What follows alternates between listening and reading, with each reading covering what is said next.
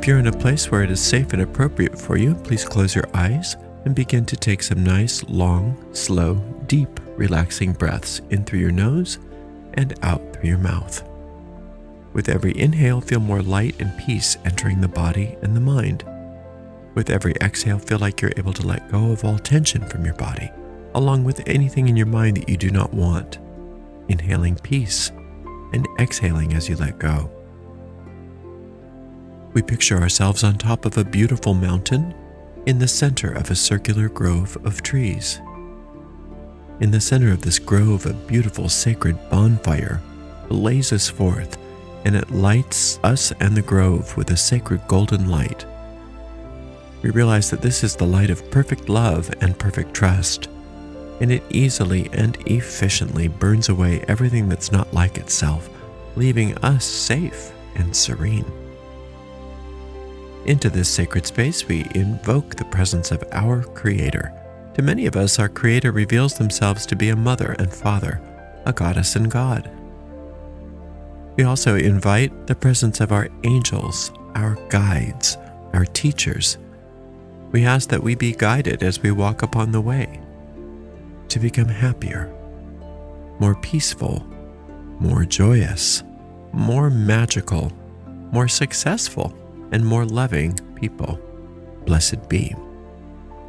Different fragrances have distinct vibrational patterns and distinct vibrational frequencies that are then detected by different receptors, the olfactory sense, the sense of smell, and is the case with sight.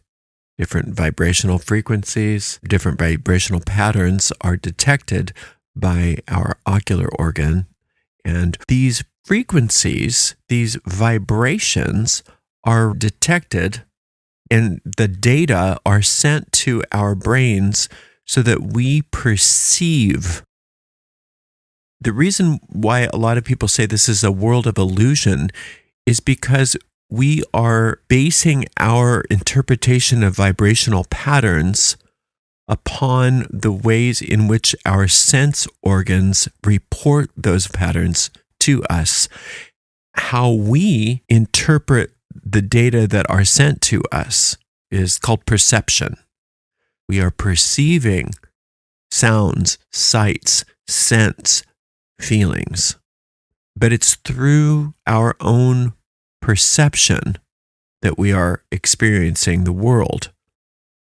And everybody's perceptions are going to be unique because everything gets filtered through our memories, our experiences, our prejudices, our understandings, our beliefs. Everything gets filtered through those things.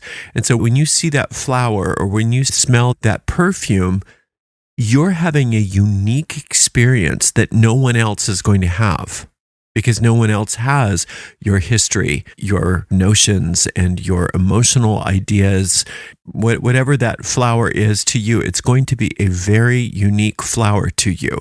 And you can never say that your perception of that flower and that other person's perception of that flower are even similar. You have no way of knowing that.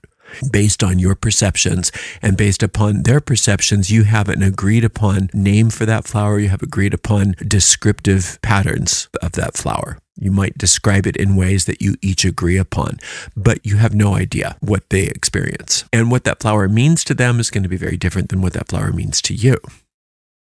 And that's why when you look out onto the world, it's important for you to understand that what you're seeing is not really there the way you believe it's there, because it's based on and limited by your perceptions. And to say that you understand what objective reality is very limiting to you. Now, the ego mind is built to convince you that, oh no, this is real. This is real. What you're seeing is real. What you're smelling is real. How you perceive these things is the reality.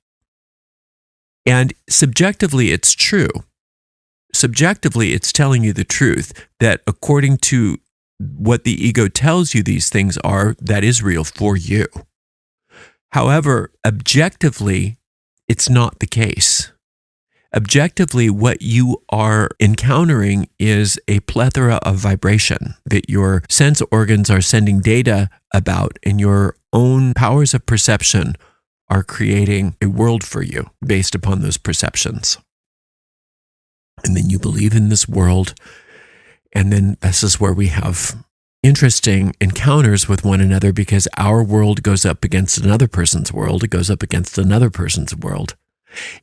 There is also a real world that is outside of all of these perceptions, but that is the world of vibration. The real world of vibration is where we all actually exist, but few of us experience. Our spiritual organ of sight is dormant. Our spiritual organs are beyond perception. Those spiritual organs are given to us by the Creator so that we ultimately can have a truly shared experience. Because that's how we were created. We were created to have one world, one experience, one shared experience that is true. But since we decided to think all by ourselves, the legend of Lucifer goes, we started to think all by ourselves, so we carved out bodies, personalities, that were not necessarily reflective of the individuals that we were created to be. Infinite intelligence expressed itself individually as you. That's a soul. But if you look at the word individual, it means undivided. You, as a true individual, were created unique. There's no two souls alike. But when you decided not to think as that individual creation, which is connected to the Creator, which is an expression of the Creator, when you decided to start thinking autonomously as if you were separate from that Creator, that's when the need for this kind of a body existed. That's when the need for this kind of world existed. We needed to fall asleep to the truth of who we are so that we can create a false sense of self, a false world, and false ideas. And since our minds are so powerful, we created this kind of an experience where we have a pseudo-shared reality, where we are in very separate bodies, having very separate interpretations of what the world is, and then coming upon one another with agreed upon ideas of what our shared experience is, rather than seeing things as they really are, seeing things from the organs of our soul. We are seeing things through the organs of our bodies. As a result of that, we don't understand vibration. We are so snowed, we are so hypnotized by this world that we believe that that's how the flower is. We believe that that's what that smells like. We believe that's what that sounds like. We believe the world as our physical sense organs report them to us, and our minds interpret those data. That's how we believe we exist. But when you understand that nothing exists like we believe it does, the true world is a world of vibration. When you realize that the world is a world of vibration, then you're allowing yourself to start to consider using the sense organs of your soul rather than of your body. And when you start to do that, you start to experience a world that's very different than the world you thought it was. You're still living in the same world, but you're not experiencing it the same way, because you're not experiencing it as a divided, separate individual that's relying only on sense organs of a body, which, by the way, is growing older and becoming diminished every single day. Whereas your soul can't grow older and diminished every single day. The sense organs of your soul are not faulty, but you can't do both. You can't say, well, I'm going to live in my body and experience the world through my body, and I also want to experience the world of vibration through my soul. You can't listen to both of those radio stations at once. You get one or the other. And so when you turn off the sense world of your body, you start to become more open to the sense world of your soul. And the soul's senses are not the same kind of sensation as the body. because the soul experiences what vibration actually is rather than physicalizing it like the body does. See, with the body, we are so addicted to sensation. We're addicted to sensations in the sensual world that we believe is so important and so real that we never even consider the idea that there's a world of vibration that is perceivable from another part of our being, because we don't believe that there is another part of our being outside of the body. But if you just stop and question that for a minute, if you just stop and say, well, wait a minute. So does that mean that when my body dies that I cease to exist? That's a very common atheistic perspective, that once your body dies, that's it. You're gone. And there is nothing other than what you can see and what you can smell and what you can taste. And just questioning that just from a fairly logical perspective doesn't make much sense. If you were the arbiter of what is real based on your senses, that doesn't make sense, because you can't perceive what's beyond your own little small body's sphere of influence. So it can't be that your own physical senses are the totality of reality. It also doesn't make sense that your soul doesn't really exist outside of a body, that when your body dies, that's it. You get 70 some odd years, and most of those are in decline. So from the point of view of a magus, the body is a servant of the soul in this particular incarnation. But while you're here, you're not just imprisoned by this body, and when you die, you might find the other sense organs of your soul. From a magician's point of view, our job is to open up to the senses of our soul while we're here, so that we can perceive the world of vibration as it exists, and then we recognize that we aren't really here. And that's when you start losing fear. Once you realize that your soul is immortal and that it exists already in the world of vibration, in the real world, that your body doesn't really exist like you think it does. It only exists in that little world of perception, that small little world of perception. You can test this for yourself just by working within the laws of vibration. While you're in your body, while you're doing your thing, going through your day, ask yourself, what vibrations am I carrying? My thoughts are vibrations. My senses are interpreting vibrations. My emotions are vibrations. All my life is vibrations. Every single part of my life is a world of vibrations. And since that's true, if I just suspend my belief in my senses as being what truth is for me, and I just allow myself to consider what the vibrations are behind everything, I can start to tune things into what I want. I can start to change things. It's not just that my body's there to interpret vibrations and give me a false world. I can change the world that I'm experiencing based on what? The vibrations that I'm carrying. So what are the vibrations that I'm carrying? What am I thinking? What am I feeling? Those are simply vibrations. What am I seeing? Those are vibrations that I'm interpreting. What am I smelling? Those are vibrations that I'm interpreting. What vibrations do I want? Most of us want to be happy. Most of us want to be peaceful. Most of us want to be prosperous and healthy. Well, what are those vibrations?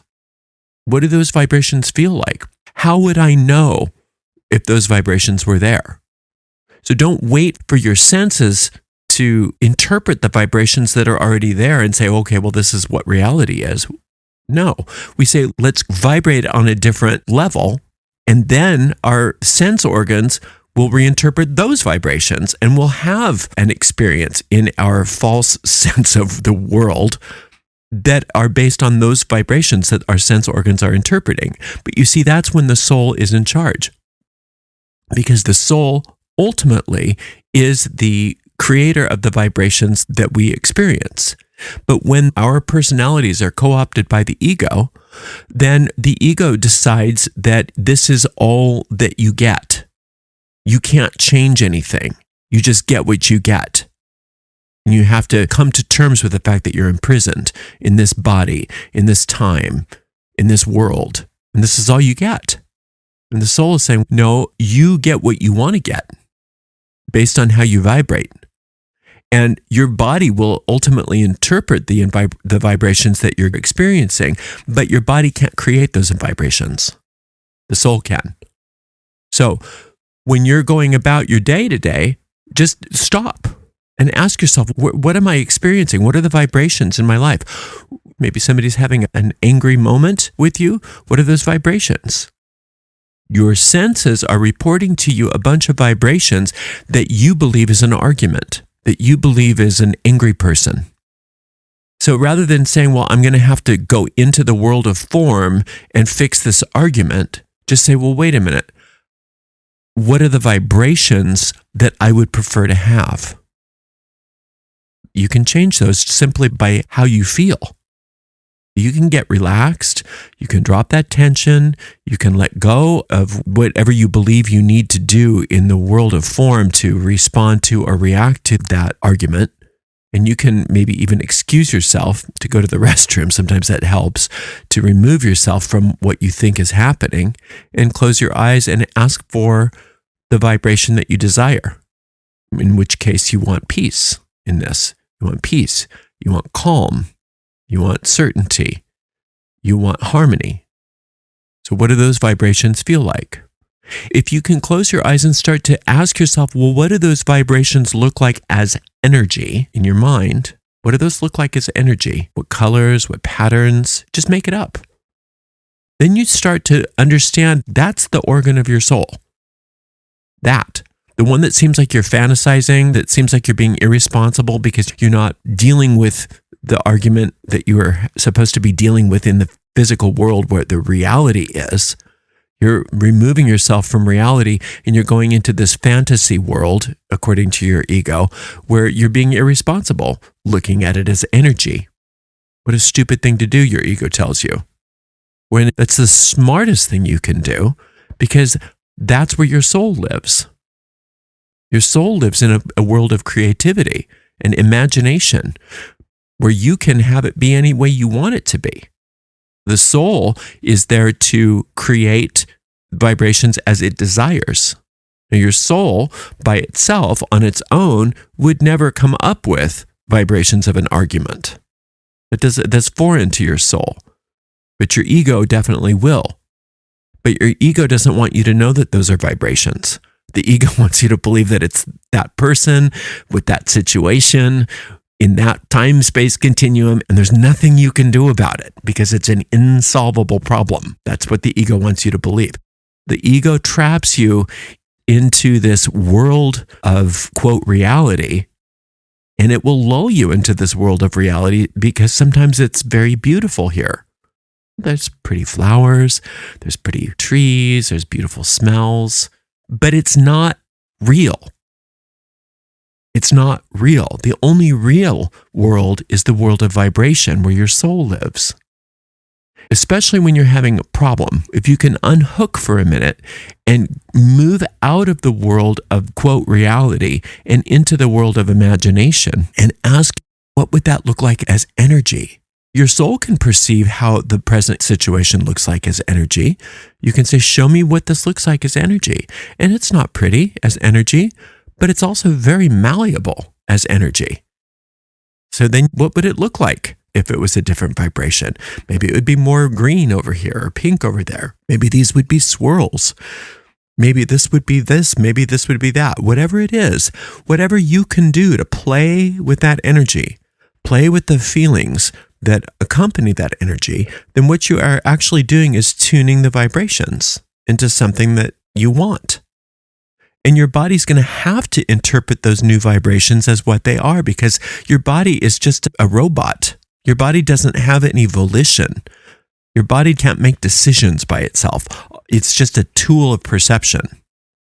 So your body's going to start to interpret the new vibrations, and you will experience in the world of form a new reality. But it's still not the real reality. It's still not what's really going on. It's just a perception based on vibration. what you're experiencing in the physical world is temporary, and it's also faulty. You can at all times look at anything that's going on in the world, good, bad, or indifferent, and say, this isn't real.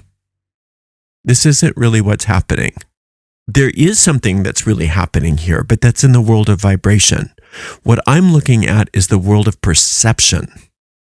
I'm looking at my own separate, private world of perception, and it's faulty, based on senses that are not that great and that are getting worse and worse as I get older.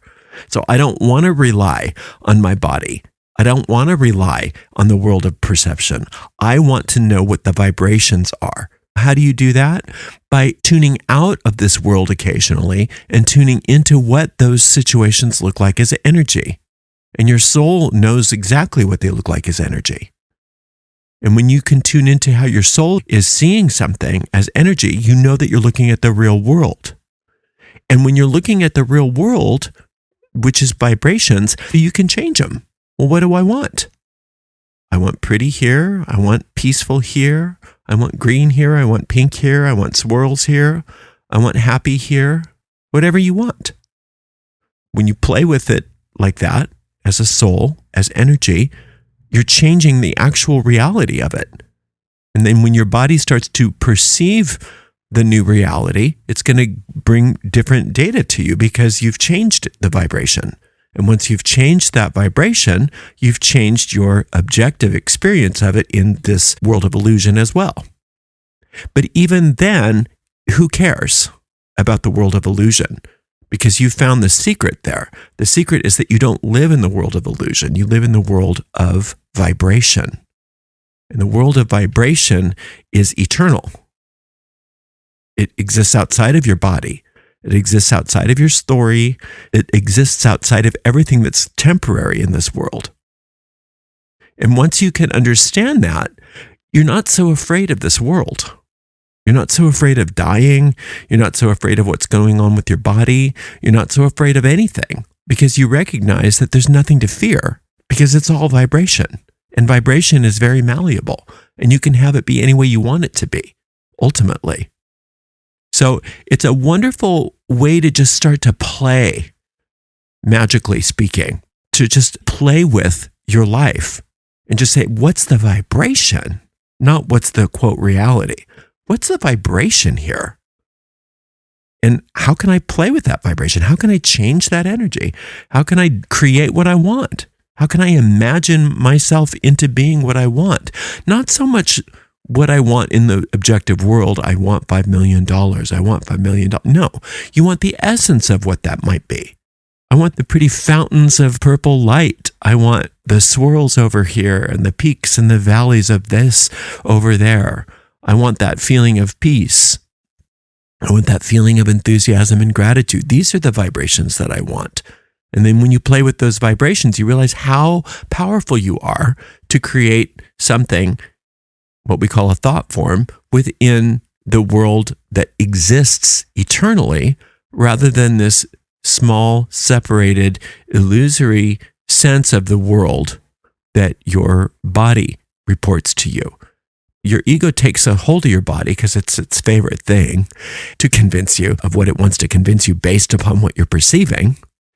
And it wants to convince you that your perceptions are vast, and they're not. The vibrations themselves are vast, but you're getting a very limited understanding of what those vibrations really are when you're only basing things on what your body is reporting to you. Because your body's reporting to you what you believe.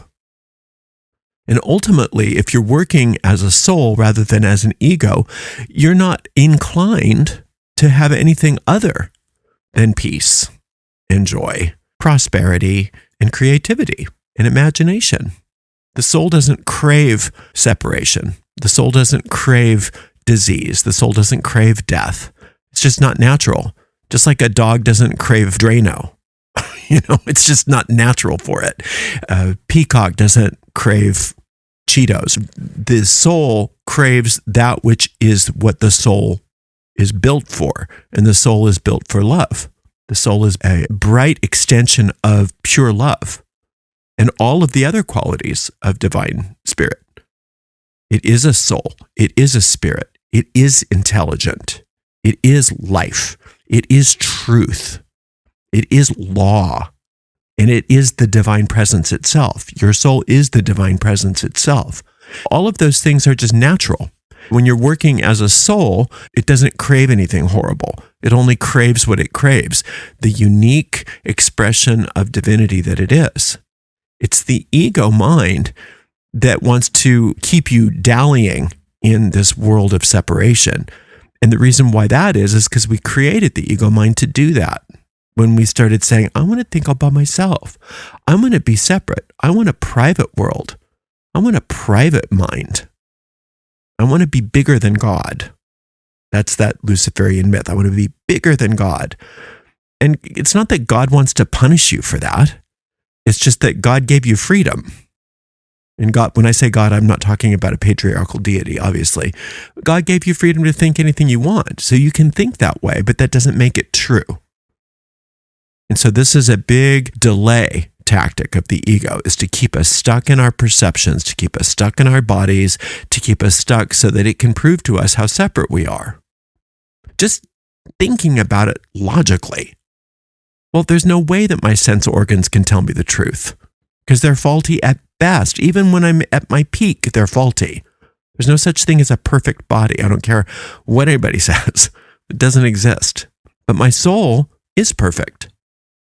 So when I can move out of the realm of body senses as the arbiter of reality and move into the sense organs, if you will, of my soul, then I can see the world as it really is, a world of vibration. And automatically my soul knows exactly what it wants. It knows exactly where it wants to go, what it wants to be, what it wants to do, what it wants to have. And as long as I'm no longer limiting my soul based on my power of choice to live in this separate world of my ego, then I can give my soul free rein and it can create anything I want. Literally anything I want. It's so big. It's so powerful. It's so much bigger than the ego.